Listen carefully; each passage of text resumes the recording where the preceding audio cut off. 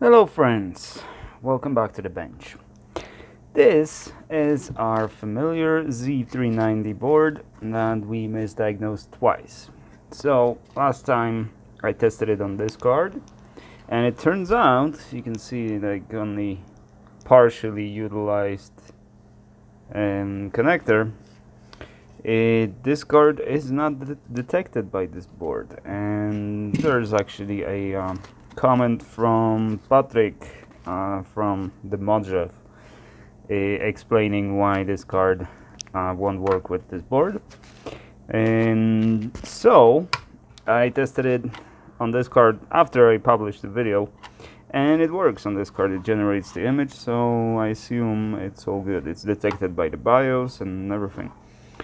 So this graphics card is actually a faulty one, or at least I bought it as faulty, so maybe it was misdiagnosed, but it is turning on and it produces image, so I assume one of the memory chips needs to be replaced. So first we'll confirm that.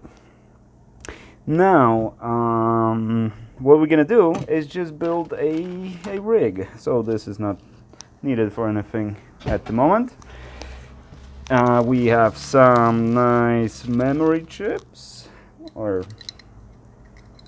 sticks. All right, that's what we're gonna. Oh, this is plastic. I thought this was a heatsink, and maybe it is, but like very puny one. Okay, so we have two memory sticks, so we can remove this one. This is my test one with this one also feels like paper. Rip jaws. Okay, we're gonna use 500 watts of power, which is not much, probably enough for this card, but it's really not a lot. We have an antenna that should screw into one of these. I don't know if these even work or if the network adapter works on it. For now, because I'm still waiting for an SSD that we'll put over here. But for now, until I receive it, we're gonna test it with this drive and just put it in one of the SATA adapters or the slots, and we'll test them as well, because we never have. But what are we gonna put it in? This brand new bebe. So this is supposedly tempered glass. Sounds like glass. There's 4 fans to cool it down. I have no idea how this actually works, so let's see. Does it slide or... oh no, okay. Oh, it is pretty thick. Nice. No. A bunch of screws and stuff. Good. So these are our fans. Okay. How do you put the power supply in there? It's gotta sit somewhere in there.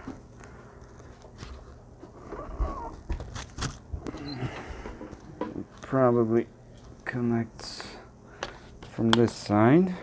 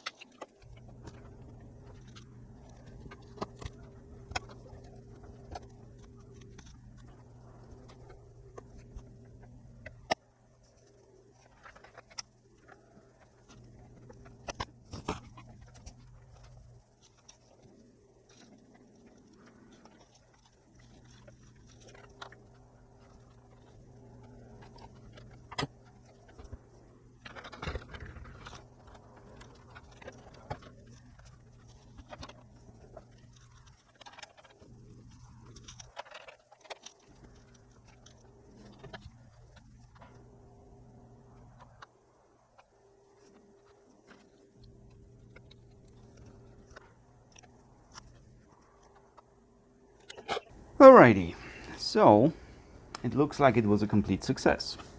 So I ended up putting this in it, and this is RX 6600 XT. The other ones that I tried, they were only the X10 compatible, so it's not like you can do anything with it, being limited to the X10. I also connected this camera to it. That's a different story, but I'm really not happy with it. Supposedly 4K camera. No, the one I'm using right now is much better.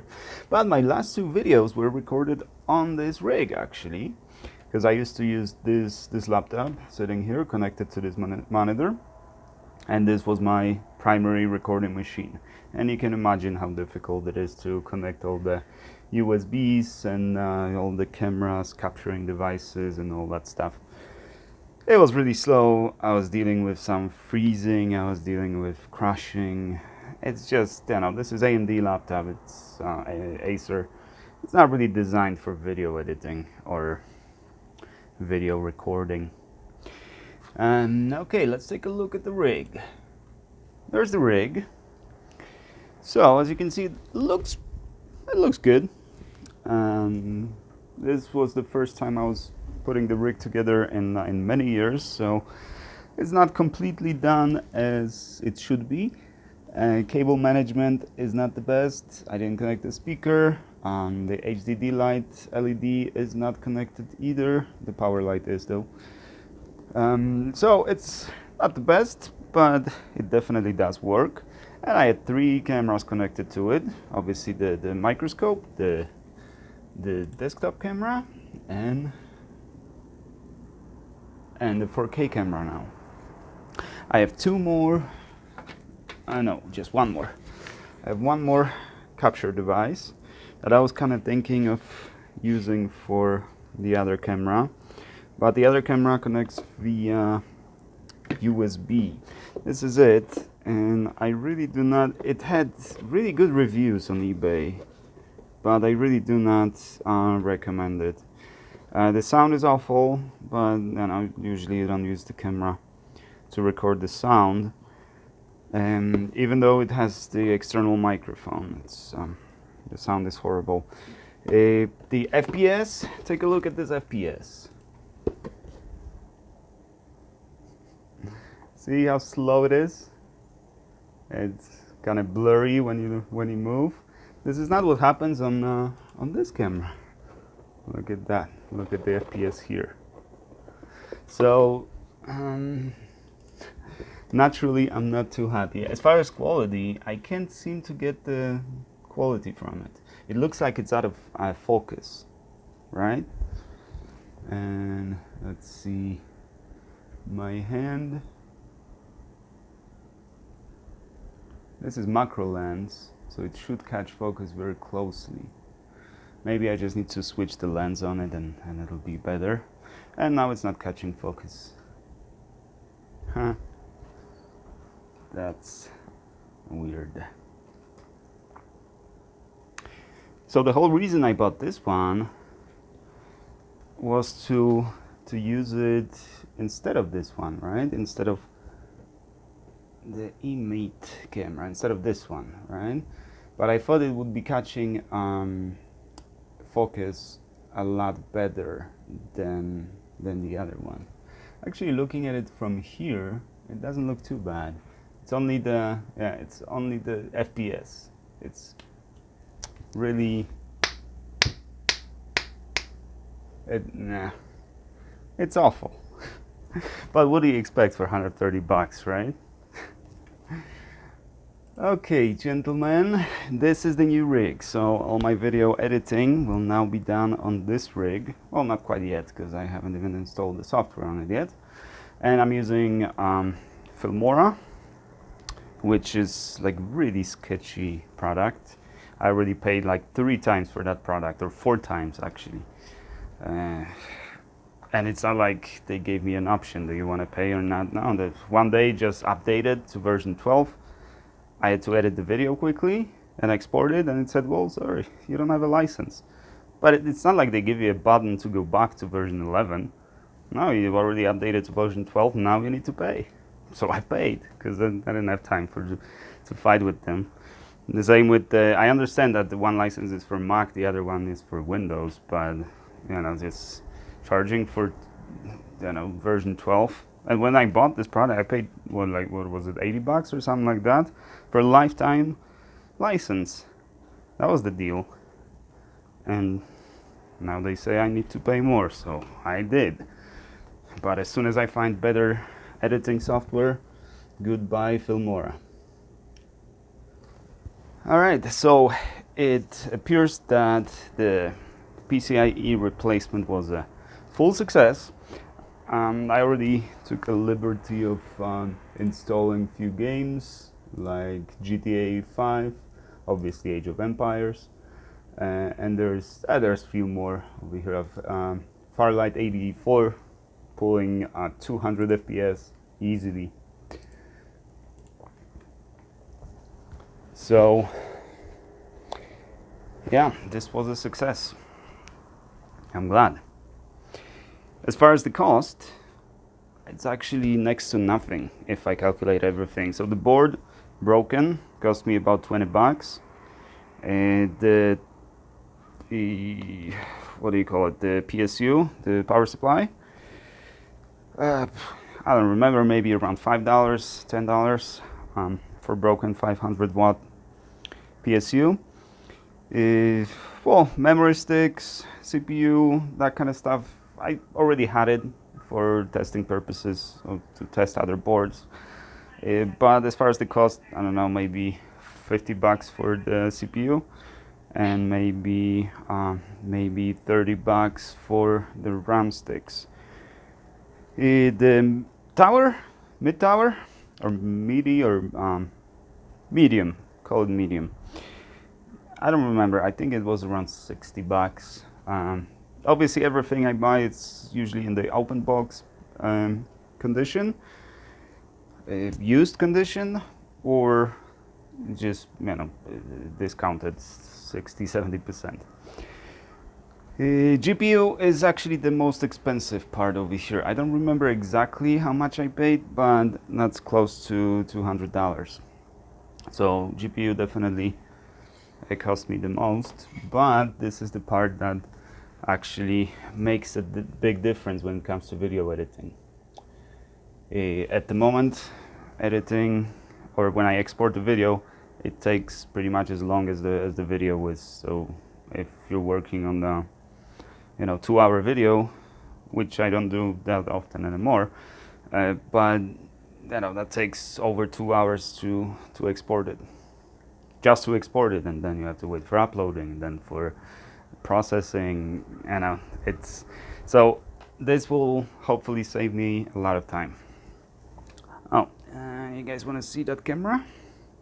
I'll disconnect it. This is it.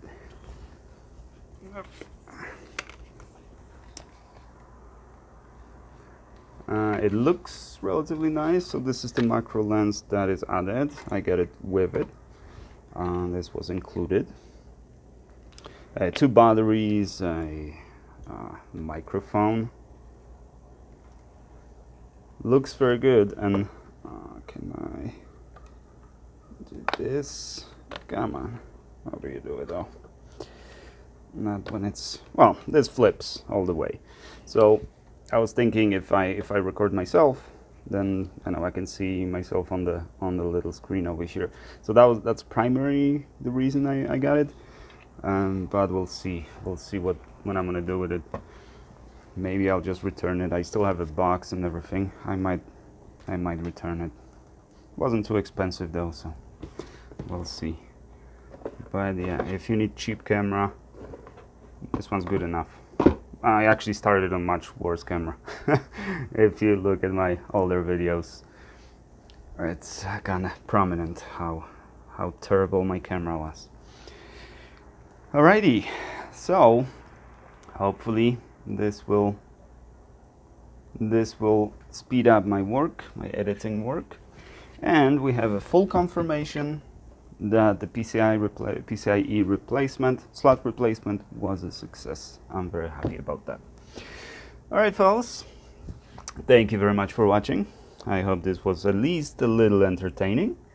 And I'll see you in the next one when we'll probably fix something instead of just testing. See you guys in the next one. Black Horse Repairs, subscribe. You heard me.